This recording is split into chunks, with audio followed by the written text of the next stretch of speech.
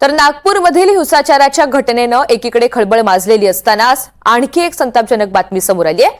हिंसाचार करणाऱ्या जमावानं अंधाराचा फायदा घेत एका महिला पोलीस कर्मचाऱ्याचा विनयभंग केल्याचं समोर आलंय। चिटणीस पार्क ते सीए रोडकडे जाणाऱ्या रस्त्यावर हिंसा सुरू असतानाच बंदोबस्तात असणाऱ्या महिला पोलीस कर्मचाऱ्यासोबत गैरवर्तन करत तिचा विनयभंग करण्यात आला।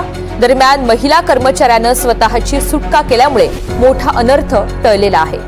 महिला पोलीस कर्मचाऱ्यांनी याबद्दल रितसर तक्रार वरिष्ठ अधिकाऱ्यांकडे दिली आणि त्यानंतर लाजिरवाणी कृत्य करणाऱ्या जमावाविरोधात गणेशपेठ पोलिसांनी गुन्हा दाखल केलाय। दरम्यान या प्रकरणी सखोल चौकशी होणार असल्याची माहिती आता नागपूर पोलिसांनी दिली आहे।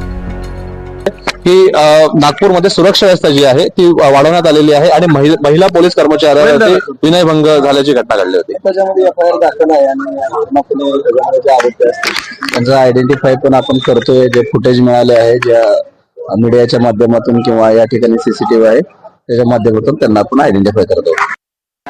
तसं कुठं काय घडलं असेल तर नक्कीच त्या बाबतीत खोलात जाण्याची जरूरत आहे। महिला कुठलीही असू द्या, वर्दीतली असू द्या, सामान्य असू द्या, गृहिणी असू द्या, मान सन्मान त्या ठिकाणी ठेवला गेला पाहिजे। पण माझं एकच मत आहे की काल मुख्यमंत्री साहेब बोलत असताना आणि उपमुख्यमंत्री साहेब मला कळलं नाही मुख्यमंत्र्यांचं तिथं निवेदन झाल्यानंतर उपमुख्यमंत्र्यांनी बोलायचं कारण काय, पण तिथं बोलत असताना त्यांनी सांगितलं हे प्री नियोजित होतं, म्हणजे हे जर नियोजन आधीपासून झालं होतं। अरे मग तुम्ही काय झोपला होता का? तुमचं होम मिनिस्ट्री काय शांत होती का? तुम्हाला इंटेलिजन्स नसतो का फक्त इंटेलिजन्सचा वापर हा इलेक्शनसाठी केला जातो की कोणाला किती मतदान होणार आहे, कसं काय होणार आहे त्याचा वापर त्याच्यापुरताच ठेवला असेल तर लोकांना सांगावं। म्हणजे प्री नियोजित ह्या सगळ्या गोष्टी घडणार असतील तर मग तुम्हाला त्या गोष्टी माहिती होत्या आणि त्या गोष्टी माहिती असताना सुद्धा तुम्ही शांत बसला आणि शांत बसल्यामुळे दंगल झाली आणि त्याचा वापर हा तुम्ही इलेक्शनमध्ये कराल असं कुठेतरी आता आम्हाला म्हणावं लागेल। असं आहे की महिला कर्मचाऱ्यांचा, पोलीस महिला कर्मचाऱ्यांचा विनयभंग ज्यांनी कुणी केला त्याचा शोध घेऊन त्यांना शिक्षा झालीच पाहिजे, ही माझी जाहीरपणे मागणी आहे। त्याचबरोबर पोलिसांवर कुणी हल्ले केले त्यांना सुद्धा शिक्षा झाली पाहिजे। परंतु अशा प्रकारचा महिला पोलिसांचा विनयभंग व्हावा, अशा प्रकारे पोलिसांच्यावर हल्ले व्हावेत, अशा प्रकारचं वातावरण निर्माण कुणी केलं, का केलं याचा सरकार शोध घेणार आहे की नाही हे सुद्धा बघितलं पाहिजे। गुन्हेगारला जशी आपण शिक्षा देतो कारण त्याने गुन्हा केलेला आहे, परंतु त्याला गुन्हाकाराला भाग कोण पाडतं, त्याला गुन्हाकाराला कोण लावतं?